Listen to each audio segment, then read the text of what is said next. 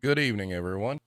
Welcome to a very rare off schedule Retail Warzone.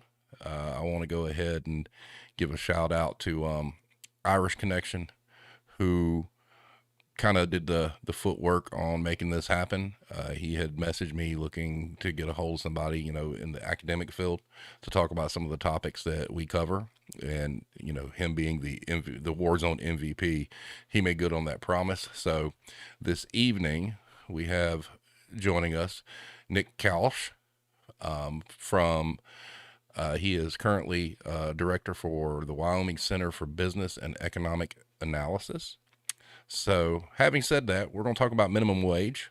I know that's a topic that a lot of us kind of flirt around with a good bit on here.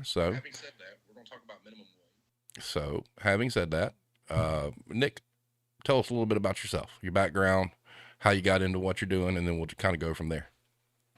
Sure. Yeah. So my name is Nick Colsch. I'm an instructor of economics and public policy at Laramie County Community College. I studied economics, accounting, and marketing at the University of Iowa for my undergrad. I got a master's in economics at Western Illinois University, and then just kind of bounced around the Midwest before accepting a job out here in Cheyenne, Wyoming. So for the Center for Business and Economic Analysis, I write economic reports and commercial property reports for Laramie County, which is where Cheyenne, the capital, is. And I just teach a lot of economics courses. So Nice. that's the other half of my job. Yep. So we're just gonna roll into this. So Irish, I know you're prepared.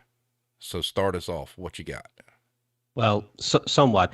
I just want to say that it's an appropriate topic, obviously at the moment because of everything that we see in the news about labor shortage and this, that, and the other, but also from an academic point of view, which is tonight's kind of theme. This month, the Nobel Prize for Economics was handed out to people who were talking about the minimum wage and Yep. how Golden Finger. raising Yep. the minimum wage does not lead to job losses. Um, and that came from David Card from Berkeley, Joshua, I think it's Anghurst from MIT, and another individual from Stanford. So these are people who actually know what they're talking about. So just to set the tone, we're talking about something that's both in topic. And from an academic point of view, relevant to something as prestigious as the Nobel Prize. That's just one thing. But I would just like to ask Nick, first of all, from a historic point of view, the minimum wage, why was it initiated? So the minimum wage became an issue because of labor disputes that became bloody, really. So a lot of labor laws started in like the late 1800s, early 1900s. We started having like child labor laws. We started establishing standard work weeks, which were initially 6 days a week and now are 5 days a week. And then we had to start establishing minimum wages because we had people who could work, but not necessarily like afford a place to live. And so we wrote the Fair Labor Standards Act, I want to say in like 1935. That's established the first minimum wage, which is just the minimum requirement that you have to pay someone to go and actually work for you. So as we were discussing, before the stream, tell us a little bit about the two states that you know of that have the really, really pitiful low state minimum wage. Yeah, so there are two states that actually pay below the federal minimum wage. One is Georgia, where they pay 5.15, and the other is Wyoming, where they also pay 5.15 an hour, which would be the minimum wage back before it moved to 7.25 in 2009. So it's been at least 12 years old. But how it works is not every business is subject to the federal minimum wage. It doesn't affect businesses that earn less than $500,000 and don't engage in interstate commerce. So big corporations, your Amazons, your Walmarts, they have to adhere to the federal minimum wage. But like a small farm or ranch that doesn't bring in over $500,000 in revenue does not. And so that's how states can get away without paying the federal minimum wage. Real quick, before we get into this list of stuff Irish has, the discussion, we talk a little bit about the goodwill thing.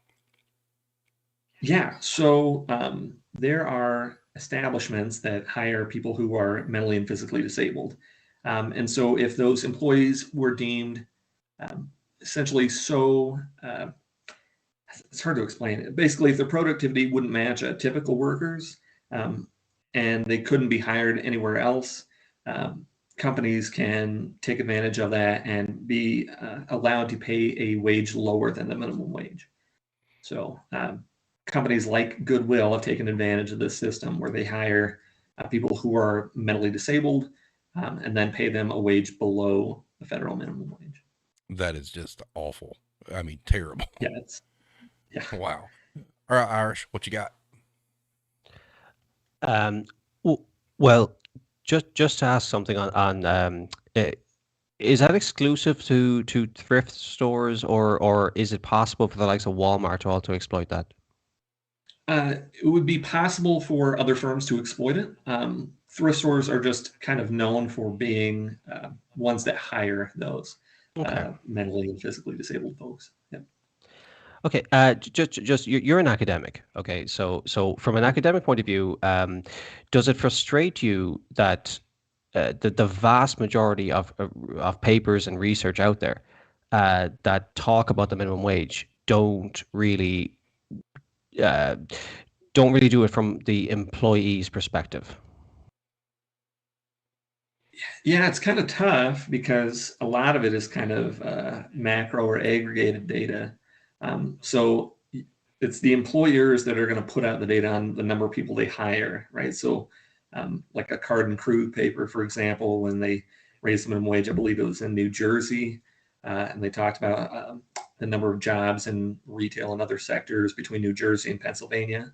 They were looking at kind of like a border analysis because I believe New Jersey raised their minimum wage and Pennsylvania didn't. And you didn't see this big shift of jobs crossing the border, right? Because essentially it's just traveling to a different state to work. So yeah, it's where the data comes from. So it's looking at how employers are keeping their employees on, and not necessarily the standard of living from an employee's perspective. From an academic standpoint, what do you think the holdup has actually been with the minimum wage not moving, in 12 years? Sure. So there is this big argument that if the minimum wage goes up, it'll cause higher inflation, it'll cause job losses, because people look at it from a very strict, like, supply and demand type model. They don't take into account that prices inflate even when the minimum wage doesn't inflate. They don't take into account that other costs don't necessarily move when the minimum wage changes. They don't take into account the fact that people on the low end of the income spectrum spend a larger proportion of their income on goods and services. And so when you raise the minimum wage for people at the very bottom, they're actually going out and spending that money, recirculating it in the economy. And so there's this demand shift that people are not accounting for. You're strictly looking at inflation. Yeah, we covered that a while back. I covered cost plus inflation, and that's one of the things that a lot of these businesses try to do, and they try to use that as an excuse. But the reality of it, from working in the business as long as I have, is it seems to me that it comes down to the corporations and the sellers of goods and services refuse to take any kind of hit on their profit margins. So the wages could go up, and they could take like a 5% hit overall, on an item, so to speak. And, it just seems like the argument for minimum wage just becomes, how can we validate moving the goalpost, for profit as the minimum wage possibly increases? Yeah, so we kind of saw this with Amazon like last year or 2 years ago, because you would see stories on like the John Oliver program about the way that Amazon warehouse employees are treated. And then you hear about like what they're being paid for arguably the most profitable company in America. I mean, it's like huge, right? Jeff Bezos is worth like $200 billion. And so, they kept arguing Amazon should pay their employees better. So Bezos reacts, says, hey, we're going to pay all of our employees $15 an hour, and gets good PR out of it after people have like nagged him for months to do it. So if you can put it into a PR perspective, they're going to do that instead, right? Like, we pay our employees better, come shop with us. Yep. Your turn, Irish. Okay. Now, one of the arguments, as you just mentioned there, against raising the minimum wage, they always throw inflation at you. Now, what I would argue there is that for lower wage workers across the board, including in retail and service workers, from an academic point of view, their rate of inflation for cost of living is actually disproportionately higher than the average wage. So there are different rates of inflation, in other words. So like, the cost of gas, cost of food, everything else. So their proportion of what they pay out of their wages in rent, in food, and gas is actually disproportionate. They have a much higher inflation rate than the average as that is reported. Yeah, so we're kind of talking about two different things. Like the inflation rate for the country, like everybody kind of faces that. But if you look at things like rent is really the big issue here. Big time. The minimum wage has not kept up with the inflation of rent. Mm-hmm. If you look at a map of the minimum wage needed to afford like a 2-bedroom apartment in every state, the minimum state, which I think is like Arkansas, one of the lowest cost of living states in the entire U.S., you would need a wage of like $14.50 an hour to afford a 2-bedroom apartment. Like, we're not talking buying a house; we're talking kind of the bare standard of living. And so the fact that places like Arkansas still have a $7.25 minimum wage, it's half of what it's needed to live there. There's that disconnect. Yeah, and until we tie the minimum wage to rents, you're just not going to see that living wage show up. Right, and I had done some research. All right, so obviously the minimum wage hasn't changed since 2009, but since 2009, the median rent has went up 35%. Yeah. Yep. It's brutal. I mean, I even showed my students the other day my old apartment that I lived in, which is just kind of a shitty little 1-bedroom apartment. Had carpeted bathroom, carpeted kitchen, carpeted everything, because it was built in the 70s. And it flooded like 4 times when I lived there, because it's a basement level apartment. Went from $680 a month in rent when I left there a year ago to $750 a month on the market as of yesterday.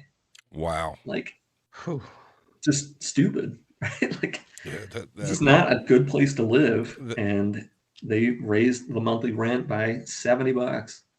Do you think the pandemic and the amount of potential evictions come into play with some of these astronomical rate increases in rentals just to try to cover their losses?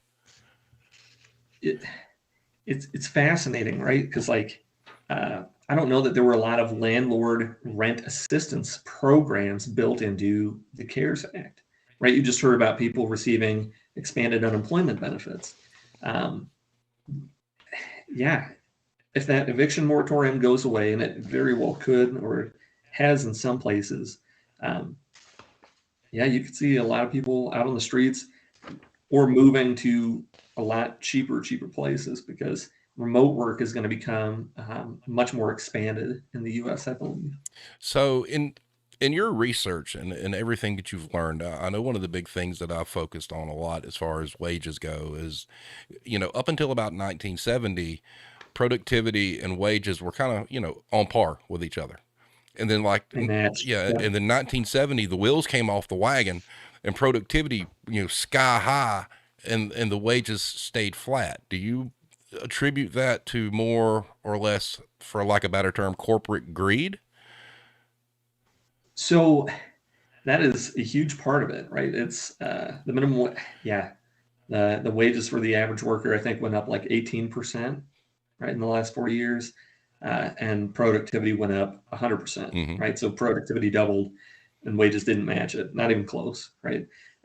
Yeah, part of that is definitely corporate greed. If you look at ratios like CEO salaries compared to their average workers, right, it's that ratio has increased from like 35 to 1 to over 100 to 1. Like it's wild how Jesus. much executives get paid for compared to the people actually doing the work, you know. Absolutely. Irish, what you got? Well, slight change of topic there, but I would be interested to know, Nick, what your uh, what your opinion is on the kind of cultural aspect of minimum wage. In other words, how minimum wage is perceived now versus maybe say 30 years ago. Because I, for example, like most people, started off a minimum wage, and the the perception was at the time that you're there. You're there to you're earning minimum wage because you need to learn, you need to upskill, blah blah blah blah. Now, like, that doesn't hold any water for me anymore, and I'm just curious what your thoughts are on that. Right. That is the argument the kind of layman makes, right? A person who doesn't study economics, doesn't study labor, is just going to say, well, it's designed for teenagers, it's designed Hmm. for low skilled workers. People Correct. need to learn and then they'll move their way up and out of it. And like the fact is, if the minimum wage were designed just for teenagers and teenagers are the only ones who should accept those jobs, then why are fast food restaurants and retail stores still open during school hours? I mean, where are the teenagers to go and actually work those jobs? Like Damn good that point. doesn't hold Correct. water for me. Correct. And why is the median age of a fast food worker in their probably 30s? You know? Yeah, so I think part of it is barriers to education, financial barriers to education. Typically, you can retrain in a trade skill or you go and get a degree. But states on the whole have kind of reduced their state contribution to public institutions. So places like the University of Iowa and Western Illinois, where I went to school, now receive less funding per student than they typically did 30, 40 years ago. So the cost of going to college is much higher for people in my generation than, say, my dad's generation. So going back and retraining becomes very financially costly. Um, People have families, and so they need to have money to go and support their kids, and maybe spouses that don't work. And so they cannot take time away from it, from being full time employees to go back and retrain. Um, and so you just have these financial barriers set in place, and part of it's personal choice, like choosing to have kids, and part of it is personal choice and not going to college right away out of high school. But the financial barrier to go to school is really the big thing that kind of keeps people stuck, if that makes sense. So, when you're teaching, what kind of feedback and like questions do you get? From obviously, from my standpoint, a younger generation on topics like the minimum wage and things like that. Yeah, so I did a video interview for CGTN. You can find it on YouTube. It's called Living on Minimum Wage, and I'll show it to my students, and we'll talk about, what should the minimum wage be? Should it be a living wage, like is suggested by data, where it's like 3 to 4 times whatever the average rent is in your area? Should it still be sitting at 7.25? Should there be a minimum wage? And so we get into discussions about kind of where it should land, right? And so students who are out there working for the minimum wage obviously argue, yeah, it should be a lot higher, right? Like I need to pay all my bills and I'm falling behind on certain things. And like if their car blows up, they just don't have the money to make a repair. And it becomes a real problem for them. Other students will argue that, these are people without skills. And so uh, until they learn them, they should be paid kind of like these low training wages. They should be able to work their way out of it. And in a perfect world, the hardest working people should be paid like millionaires. But, the fact is, teachers and farmers typically don't get paid all that well. Right. Now, I would also think too that a lot of that opinion is probably something they were raised with. Oh, absolutely. Right. It's a meritocracy. I pulled myself up. I worked really hard. I got paid more than the minimum wage. It's like, I mean, if you think about people who work, say, fast food, you're on your feet all the time, right? I mean, I was always told if you have time to lean, you have time to clean. So they constantly had you moving. I mean, very few rest breaks. And it's, if you're working in the kitchen, it is a hot, humid place to be. And if you accidentally touch a fryer, I mean, your finger is messed up for weeks. It is, these are harsh working conditions. These are people working pretty fast. They have time constraints they have to meet. And it's not like they're lazy. It's not that they're not hardworking. It is people don't value the work they're doing. Their bosses, their executives don't value them. You hit the nail on the head with that one. Do not value that, and it's awful. All right. So you've been researching all this stuff. You teach it and whatnot. Does the quote unquote Great Resignation surprise you at all? No, not even close. And the hesitation to come back into the workforce. In fact, I was talking about this with my students this past week. You'll see these job signs advertising $12 to $14 an hour all over town, trying to encourage people to come back and work for them. And there are some serious hesitations because, well, one, you have the pandemic hesitation, right? If a person is unable or unwilling to get vaccinated and they get the disease, they could be hospitalized. And if you don't work full time, you don't have health insurance. So that is super costly. And then some of these advertisements are actually kind of misleading. And what they're saying is that if you work for us for long enough and you train through all these things, you might be able to earn $12 to $14 in the future. But we're going to start you off at like $7, $8 an hour to train up. And so you have that kind of hesitation. And then the expanded unemployment benefits. It just became better for a person they earn better benefits and by not working than they do by working.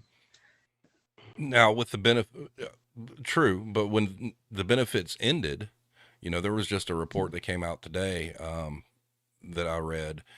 The benefits have been gone for a while, and people still aren't going to those jobs. What do you think causes that? The hesitation, or maybe they felt betrayed? Perhaps it also depends on if they get full-time work. Like the fact that health insurance is tied to full-time work is a huge barrier for people.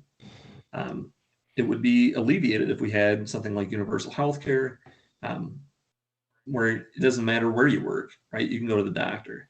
Whereas people might still be waiting to go back to the workforce until they can find a full-time job. They're not going to accept part-time work because they cannot afford health insurance under it. I think that's a huge barrier to it. I think also too, and in my experience, there's a lot of people who do work full time, and like some of these restaurants and whatnot, and the insurance is so overpriced, they can't take the hit on the paycheck. That's right. Yeah, Americans pay more for health care per person than just about every other developed nation in the world.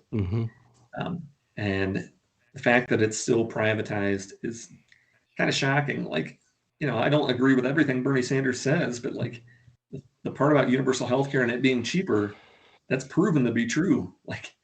That's unequivocal. Yeah, we had a discussion one time with Irish Connection about, their health benefits versus ours. And, to some extent, I think he would agree. He was just shocked at what we're dealing with. Right. Yep. And you deal with a lot of, oh, sorry, I didn't mean to cut you off. Go ahead. No, go ahead. Go on. Oh, I was going to say, there's a lot of misinformation, right? They talk about, all this socialized medicine up in Canada. People were waiting months to get surgery. There are longer waits for elective surgeries, but if you needed open heart surgery, you still go to the ER and you still get served. That still happens. I could be wrong about this, Irish, but I'm pretty sure I'm right. Yes, I think I said it at the time as well. See, I think that it might even warrant its own episode, that healthcare within not just retail, I suppose, but any low paid job in the United States, it is ridiculous. Nick, you're absolutely correct. Per capita, you spend it's one of the most inefficient models I've ever Yeah. seen. It's you spend absolutely crazy amounts of money and you do not get value for it. And just like actually on that topic, go back to value. Like, price is what you pay, value is what you get. Okay. Yeah. And in terms of the jobs market at the moment, globally, but in particular in the States, the there seems to be a disconnect with in particular, the bigger employers. They don't get it that there's been a shift in the market here. Uh, you need to pay more because if you do not pay more, the value of what you have, you're going to lose good employees, or you're going to get people that don't care about working for you. Um, that's a big thing. I think that they for me they don't seem to understand that what we call it, the great resignation or whatever it is, it's a fundamental shift in the market. Yeah. And there are positions that just aren't going to come back. If you've ever walked into a Walmart or a grocery store, you notice now that at least half of the registers are closed and it's now become all self-checkout. So there's a situation where if the technology becomes close enough to be cost effective to replace an employee, they're going to do it because Hmm. the machine never has to go on vacation and the machine is Or never on going to take strike. maternity leave. Yeah, that's exactly right. John Deere's dealing with that right now. Yes. Yeah. The funny thing about self checkouts is we did an entire episode on it. I think the core comes down to the people that complain about it are your typical rude customers. They're just mad they can't yell at a machine. Yeah, and they're on camera when they do it Yep. typically. Yeah, I mean, I'm not sure if you seen in the UK, Tesco opened its first store that has no checkouts at all, just the last couple of days. Huh. Not even self checkouts. It's one of those. I think it's modeled on something Amazon was thinking about. It has high tech cameras, and it just monitors what you take off a shelf and so on. I mean, automation is definitely killing jobs, and that's I see where that is going, but I think they're investing all of the profits that they get into things to replace employees, and we're missing the people. You know, we're missing the value in people, like largely, and I think corporations they just keep chasing the bottom line. They don't actually think about their workforce and the wider effect it has in the economy. You're an economist, you know this much, that the lower wage workers spend more of their money in the economy. Yeah, That's what we it's if you true. if you raise the minimum wage, it will stimulate it, in my opinion. Yeah. I give this example to my students all the time. I ask them, what would you do if I gave you 20 bucks? And I get answers like, oh, I'd go buy groceries with it. I'd go buy food with it. Might go shopping at the mall with it. Right. And then I ask them, what if you gave Donald Trump 20 bucks? Well, they give me answers like, oh, he'd sit and invest on it, or he'd wipe his ass with it. I mean, just, typical responses, but that's what holds up, right? The very low income, they spend an incredibly high proportion of their income on goods and services. They're spending it on rent. They're buying groceries. They're spending it on utility bills, cell phone bills, cable bills. They have all these different needs that are trying to be met, and they have to meet them. And so their paycheck is going to go to do that. Whereas if you gave it to a Warren Buffett doesn't need 20 bucks. If he saw it on the ground, he probably wouldn't even bend over to pick it up. It would just like they don't need all these extra tax breaks. And so the trickle down economic theory, right? If the rich get taxed because they'll create more jobs, so it trickles down to us. Like It makes sense if you don't think about it. Very well The put. rich have no incentive to share their wealth. Now, when you gave the history of minimum wage, you made the comment about the talk around a minimum wage so you could afford rent and you could afford to live. That's right. At what point in time do you think that thought process just disappeared? Because obviously when the minimum wage was enacted, it was actually enacted to help with those things. And now it's like, minimum wage, like you said, it's like, oh, it's for teenagers, or it's for this, or it's for that. But at the original core concept was for people to be able to live off of it. Yeah, it's designed to be a living wage. It says it right in the Fair Labor Standards Act itself, right? It's designed to allow you to live where you work. And I think really it's kind of like this argument that trickles through from corporations to people who don't think through what they're saying. And so it becomes this argument because you do see a lot of teenagers working at it. You do see a lot of people who maybe don't have high school diplomas working for the minimum wage. And it's this low skill, low wage argument. Well, if you or I were to start up working at McDonald's, we would be the low person on the totem pole, regardless of our college education or previous work experience. The people who have been working there longer are simply better skilled at those jobs than we are. So that doesn't hold a lot of water, right? People train, they learn to do things a lot better, and they should be compensated for it, even if it's something that most people are capable of doing. Correct. What you got, Irish?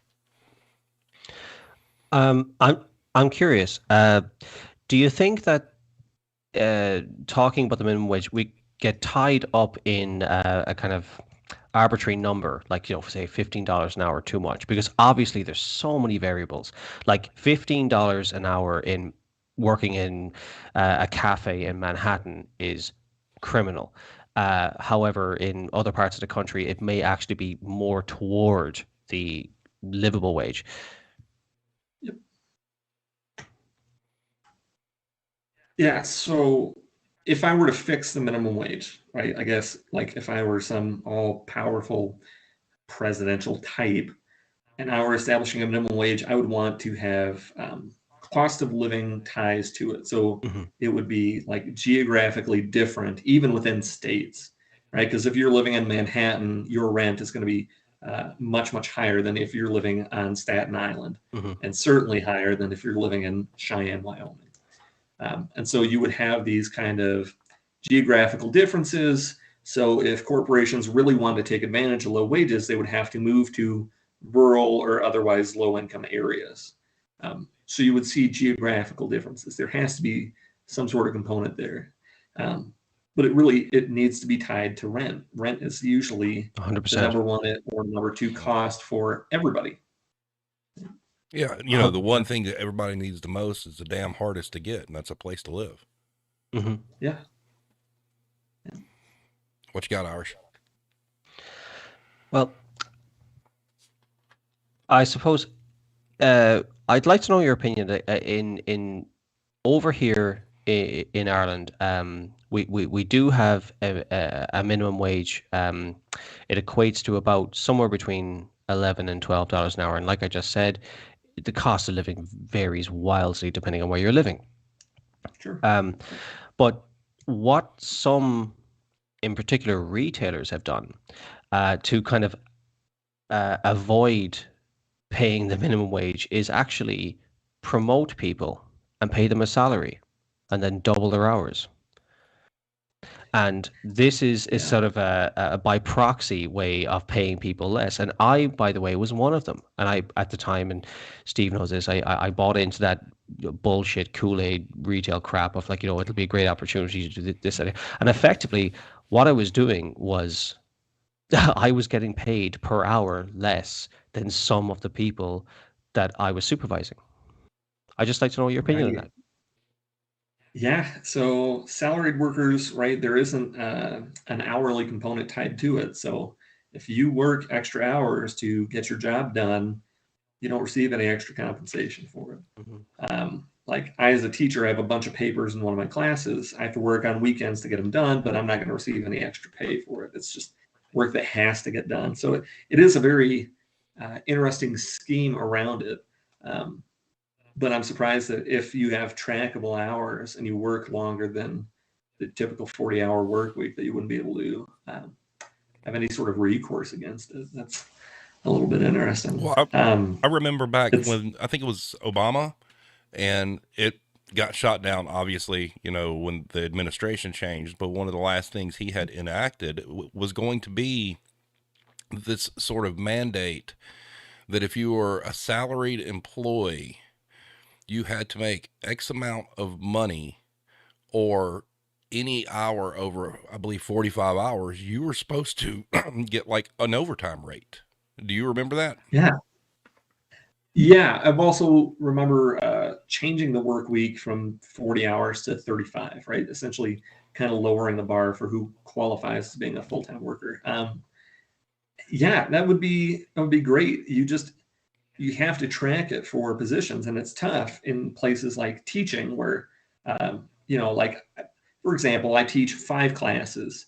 2 of them are online and 3 of them are face-to-face. And so my hourly time in the classroom itself might be like 10, 12 hours, right? But I'm clearly doing preps and grading and doing all these other tasks that are part of the job. And if I do it efficiently, should I still be compensated beyond that work? So it's tough to measure with those salary positions because there isn't always an output component to it. Mm. Like it's a lot more complicated than I think we're giving it credit for. But yeah, in a perfect world, yeah, you would be compensated for 40 hours, and any hour worked above it, you'd get extra pay. But yeah, exactly. I mean, if you're doing work, get paid for it.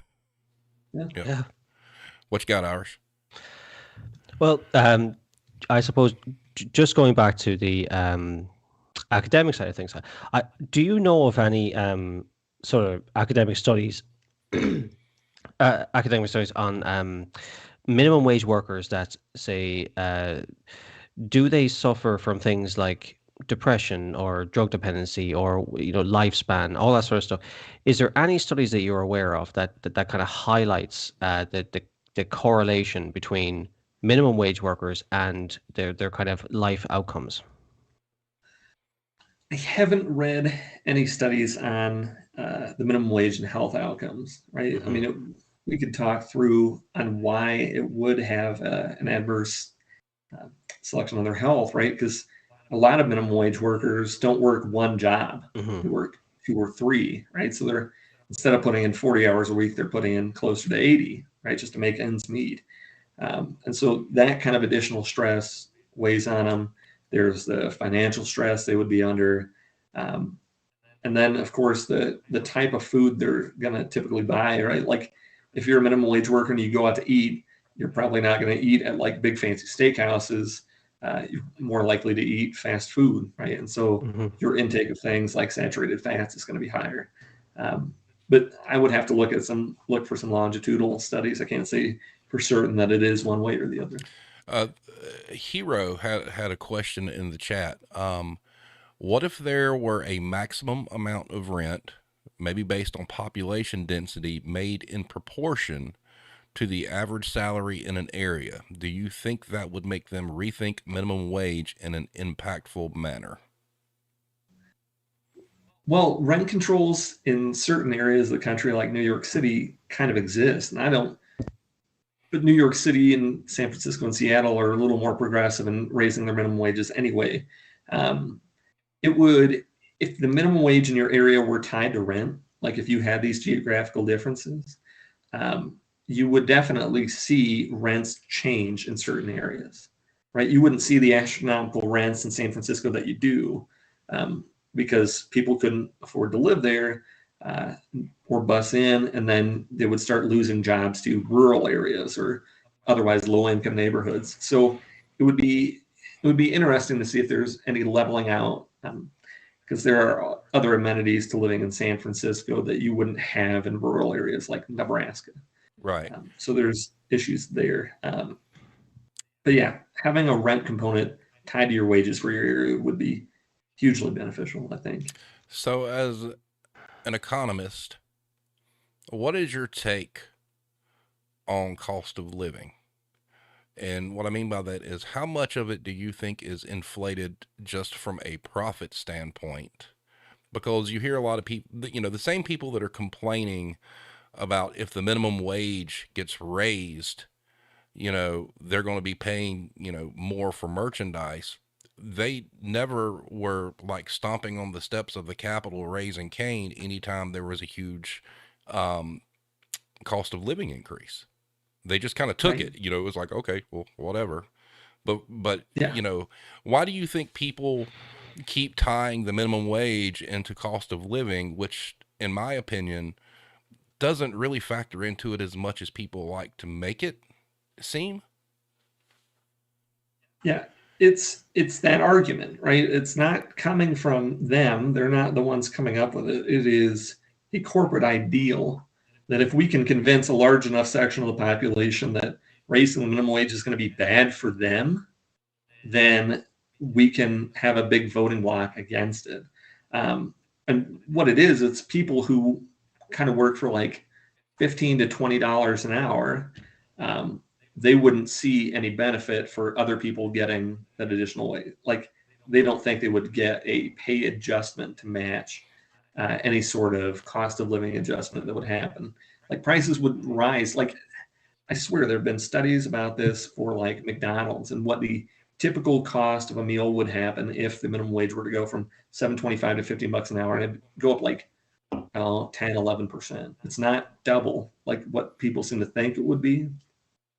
It's pretty marginal when you think about it. I mean, it's Mm. a pretty small impact. What you got, Irish? Well, just on that exact point, I mean, obviously you've heard of the Big Mac index. So I mean, like, I think is it I know for a fact Washington D.C. and Oregon pay like $15 an hour minimum wage, I think, but the cost of a Big Mac is not double what you would pay in a state that pays $7.25. That's It's exactly right. pretty much as simple as that. Um, I would just like to know your opinion on, you know, the value that employers get from their employees, like in terms of their productivity and stuff like that. There seems to be corporate is in particular in the bigger institutions, the corporate policies. We pay this wage in this state. That's it. There's no negotiation. And I think there's a power imbalance there, because a lot of employees are worth more, as you pointed out before, like ones that have worked there for years, that may not be entry level, first job kind of employees. But I think now it's beginning to change because of this great, resignation kind of thing. Do you think that the power that employers had for a long, long time is beginning to change in terms of what the employee can expect in their worth? Yeah, this is interesting, right? It's how far away really is the employer from the employee, right? With large corporations, your Walmarts, your Amazons, Jeff Bezos isn't shaking hands with a warehouse worker, right? The Waltons are never rubbing elbows with people doing the checkout. And so there's this disconnect because they don't actually see these employees, right? These are just essentially numbers, names on pay stubs. And so there's a bit of a missing human connection to it. They don't kind of care. They do PR stunts, right? They hire veterans or they hire disabled workers to make their company seem like they're trying to do the good thing. And so there are just all these kind of stunts to really skirt the issue, which is how are we treating people who are working for us? And when employees feel like they're respected and they feel like they have their voices heard, they go out and perform better because they feel like the company wants them just as much as they want to hold that job. But if you treat people like crap, they will give you crappy attitude and crappy work. So it's yeah, there's a real big disconnect there. Like, it's all about how you treat people. It's not necessarily how you pay people. Even pay I agree. helps for sure. Yeah. Continue, Irish. Okay, I'll ask you a rhetorical question. Um, what do you think is more broken, the labor market or the people who work in it? That's a The good market one. itself works. Yeah, that's pretty good. The market works, right? Jobs are available. People can choose to enter those jobs. It is people rediscovering their self-worth, right? Mm. When they were taken care of a bit by the government, they can understand that, like, maybe it isn't worth going to work for $9 an hour anymore. Right? Maybe I am worth more than what my employer thinks I am. And so this is kind of an interesting shift in history, I think. It could be a big win for the labor movement. We'll see how it pans out, because you know the strains are running at each other. We'll see who wins. Yeah, I mean, correct me if I'm wrong, but and I could be wrong here. In your military, there's a thing called hazard pay or something along those lines, where depending on where you are, you get paid differently. Is that correct? Yep, Well, that's I mean, correct. I would extend that to like the likes of, in particular, during a pandemic in retail. You know, there were some companies that did pay, I suppose, what you would call the equivalent to hazard pay, but that was there before. Yes, perhaps COVID was not there before, but being exposed to the general public, who are liable to do almost anything to a minimum wage employee, deserves something more than minimum wage, in my opinion. Yeah. Uh, Retail employees, fast food employees do. Most employees do not get paid to deal with some of the people who walk into their restaurants and their stores. Um, I just I remember working fast food, and I had this lady blow up at me for, like, cleaning her table or something. Like, it was like something nonsensical, and she got mad at me for, like, doing my job, and I'm getting paid, I think, $7.50 an hour. Like, garbage. Yep. Like, You're not paid for I don't. that. That's exactly like, never got training on how to deal with angry customers. I Well, just got trained on how to clean tables and take orders. Like, yeah, Yeah. I mean, sorry, Steve, just on that, I once got a customer complained to me that there was a fly in the room, and that it needed to be removed. There's no, it was a job I did not hold for very long. I was a bartender for a while, and the customer complained that, like, oh, there's a fly annoying me. What do you want me to do? Like, You're hired to be a bartender, not pest control. yeah, that's exactly right. I have an interesting one for you, Nick. One of Yeah. our Warzone core members had a prediction a while back, and he wanted me to ask you about it. He said he was wondering Okay. what you would think of his prediction that if wages go up, customer service employers could move to a quote unquote gig economy model where everyone is a quote unquote independent contractor. Ooh, That's a good that's one. tough. Yeah, the gig economy is pretty strange, because they're they're trying to skirt employment laws, essentially, right? Mm-hmm. Like, and so states are kind of cracking down on it, right? They're starting to crack down on things like Uber and Lyft and forcing them to treat employees like employees. Um, but yeah, I don't know. Yeah, it's really all about benefits. Can you work full time, receive benefits from this job? Because if you can't, you're never going to want to work that position, ideally, right? Unless you absolutely have to. And then you end up working 2 jobs or 3 jobs. And I don't know that customer service would just go to a gig economy. I don't know who would voluntarily sign up to be, like, a busboy or to take orders if they couldn't get regular hours doing it. I, I Yeah. I agree with you there. I think more of the concept, would be businesses getting desperate, to not provide benefits, and, you know, at least try it just to see if they can get away with it. Because unfortunately, you got a lot of desperate people out there that'll take any kind of work they can find. Yeah. And, you know, if Walmart was to do that, it's over for everybody. Yeah, there are a lot of desperate people out there, but there also are kind of like minimum needs that need to be met. And so that's again part of the reason that people just haven't gotten fully back into the workforce yet. It's like, is this going to pay me enough to make me leave my house? Like, and so they could risk it, but they'd also risk like not having work, like not having the workers come. I don't know if it's worth that gamble, but yeah. Somebody will, there's a lot of foolish retailers out there. It would not surprise me to see somebody attempt that. It'll probably fail, you know, immensely, but I can see somebody trying, especially like the dollar stores. Cause I was a manager for a Dollar Tree for a very long time. And, you know, you make a really good point about, you know, long-term employees that, you know, they've been there longer or whatnot. And, you know, I talk about an employee that I had that, you know, he was 50 something years old or whatnot. He was never going to carry a set of keys. He was never going to get promoted, but he was one of the best damn employees I had. He always showed up. If I needed somebody, he was there. You know, he was clutch all the time. And I just feel like, you know, there's value to that, and they deserve to get paid better than $7.35 an hour. Yeah, absolutely. It's all about how you treat people, right?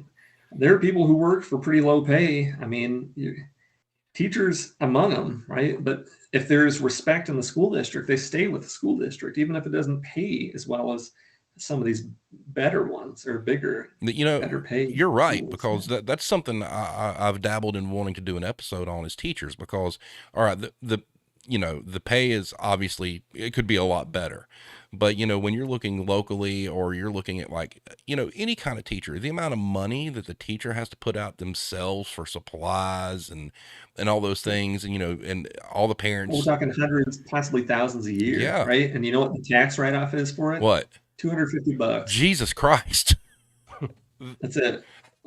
Like think about an elementary school teacher, all the money they spend on like Kleenex boxes. You remember when you were a kid, you had a list of things you had to bring the first day, right? They go through those by like February.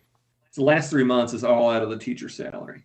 All the bulletin boards you would see that had decorations and, you know, their little cubbies and whatever, all comes out of the teacher's salary. Like all the classroom setup comes from teacher salaries.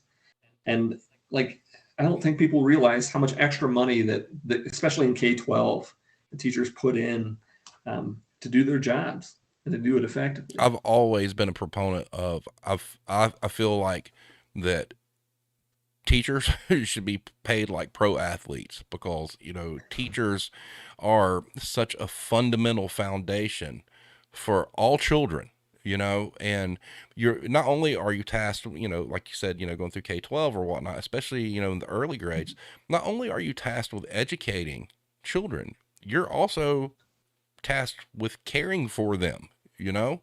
And God, you guys need a lot more money. I'm just going to say that. Yeah. Elementary school teachers, man, especially if they teach like kindergarten, like the first year that those students are in, it's like herding cats, right? Because the student just isn't aware on all the functions that a school goes through, all the standing in line and all the timing that has to happen for it. And holy cow, I mean, and the attitudes you could get from these kids. You'll never get the same kid 2 days in a row. So like and they spend 7 hours a day with them, like almost like their own kids, you know, like there's a huge connection there. I'll go on record saying that it is blatantly obvious that educators got completely screwed during the pandemic. I mean, listen, I'm very fortunate to have kept my job during the pandemic. I ended up working remotely, doing a lot of these Zoom meetings and Skype meetings to try to do it. And, you know, that connection with students just wasn't there, right? Like I wouldn't see them outside of class ever. And a lot of them, they would just put up black screens and just they would chime in. A couple of them would chime in, but most of it was just a lot of dead air. Like it was really tough for educators. And then you have all this pushback now on like mask mandates, and just they are not paid to deal with this crap. No, Like, no. And that's something too that we've brought up, even in the retail sector, as far as mandates go, like you said, when you got yelled at, for cleaning a table, you've got these people out there working, for really low wages, doing a job, and you're expecting them to police a mandate. Fine. If you got a mandate to police, go hire you some damn security, or start paying the people to police it, Right. It's also, it's a little more flexible in the private arena. Private retail stores can make their own policies, right? You can see store policies even outside of places like Walmart, where they say, according to CDC guidelines, masks are recommended in the store, and they can place them out there. But if it's not being enforced, then it's really not much of a mandate. In the public sector, everything kind of has to go through this bureaucratic system because these are state employees.